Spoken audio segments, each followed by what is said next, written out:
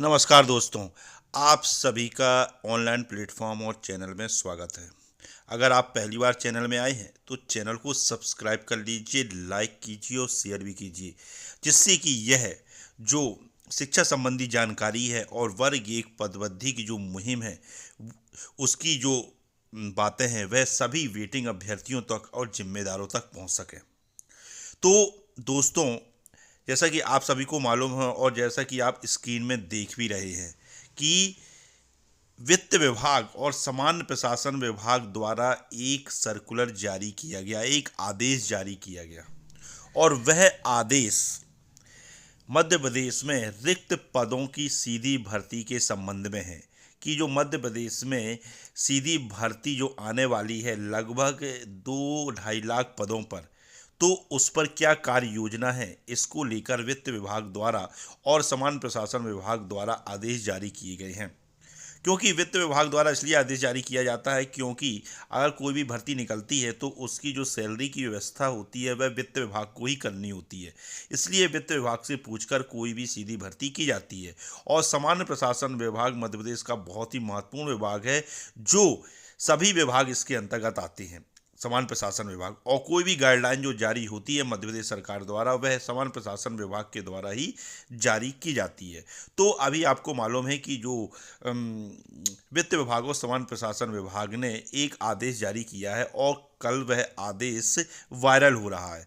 तो उस आदेश में क्या है और उस आदेश के वर्ग एक भर्ती जो चयन परीक्षा 2023 हुई है, माने वर्ग एक की भर्ती जो 2023 है, उसमें क्या प्रभाव पड़ेगा?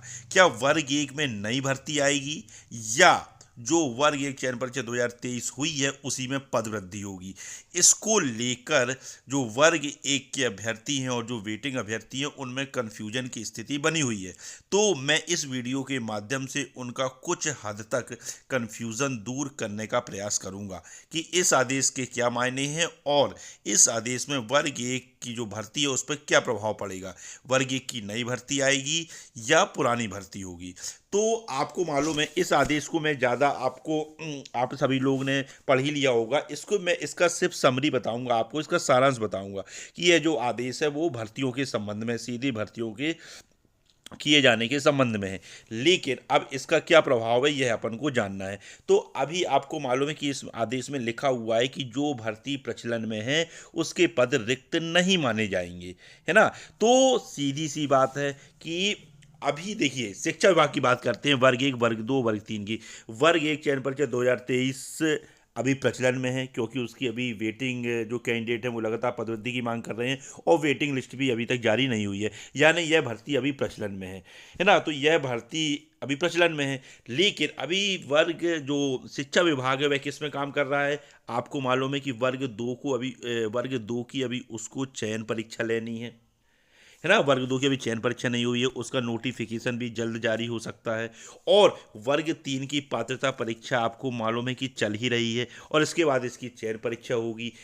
यानी अब इसका सीधा सा मतलब है इस सर्कुलर का, वर्ग एक जो भर्ती है उसके अगर संबंध में देखें कि जो वर्ग एक में अगर सरकार के पास रिक्त पद हैं, जो कि हैं, इसमें है क्योंकि उन्होंने गजट ही जारी किया था कि हजारों पद, लगभग 20 से 25 हजार पद खाली पड़े हुए हैं। तो अगर सरकार, और यह भर्ती प्रचलन में भी है, तो अगर सरकार वर्ग एक में क्या कर सकती है, हो सकता है सरकार वर्ग एक में अगर उसको और भर्ती करना हो तो वह नई भर्ती जारी नहीं करेगी। ऐसा हो सकता है कि वो नई भर्ती जारी नहीं करे, जो भर्ती प्रचलन में है उसी में पदवृद्धि करके वेटिंग अभ्यर्थियों को जो कि दो दो एग्जाम पास हैं उनको लिया जाए। यह हो सकता है, यह एक संभावना है इसमें। तो ये वर्ग एक के जो देखिए कल से बहुत से लोगों को फ़ोन आया, सर इस पर जानकारी बताइए, इस पर वीडियो बनाइए। तो यह एक मैंने इस सर्कुलर को अच्छे से पढ़ा और समझा, फिर मैं इस कंक्लूजन में पहुंचा कि ये मेरा मानना हो सकता है कि विभाग वर्ग एक में अगर और इसको भर्ती करना हो तो वह उसी में पदवृद्धि कर दे, क्योंकि यह भर्ती अभी प्रचलन में है और वेटिंग कैंडिडेट को उठा ले। और वैसे भी लगातार जो वेटिंग अभ्यर्थी हैं पदवृद्धि की मांग कर ही रहे हैं। तो इसका भी दबाव पड़ता है, क्योंकि लगभग 1 वर्ष से लंबे समय से कई बार आंदोलन भी कर चुके हैं भोपाल में, उसका भी प्रभाव पड़ता है। इसलिए विभाग अभी वर्ग 1 में हो सकता है नई वैकेंसी नहीं देगा।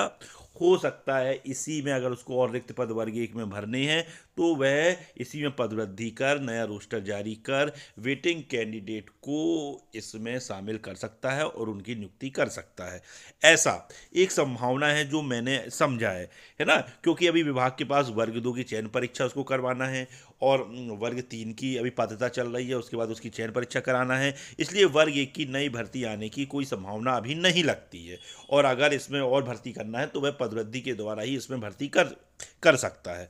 तो ये तो कन्फ्यूजन है आपका जो था, इस पे मैंने कुछ हद तक आपको समझाने की कोशिश की है।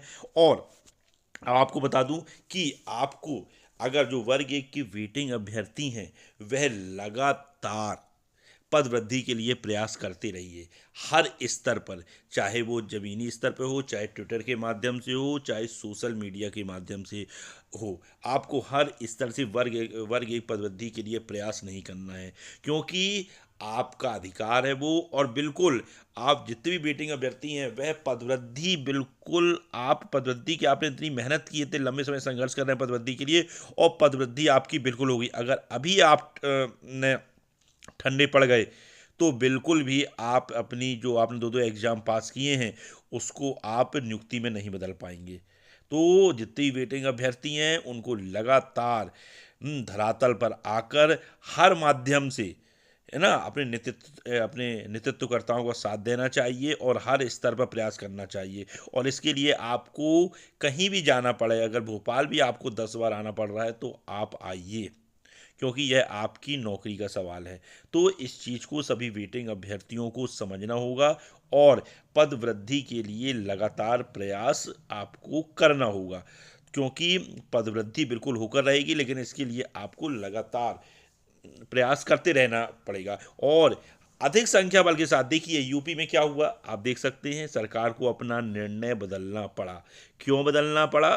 क्योंकि यूपी के लोगों में वो ताकत है, वहाँ के छात्रों में वह जज्बा है, अपने अधिकार के लिए वे इतने सजग रहते हैं कि जरा सा भी उनके साथ अगर गलत होता है तो हजारों की संख्या में, सैकड़ों की संख्या में वो सड़कों पर आ जाते हैं। और स्वाभाविक बात है कि जब 10,000 20,000 संख्या होती है तो प्रशासन भी हिल जाता है, उसको भी समझ में नहीं आता है कि करें तो करें क्या।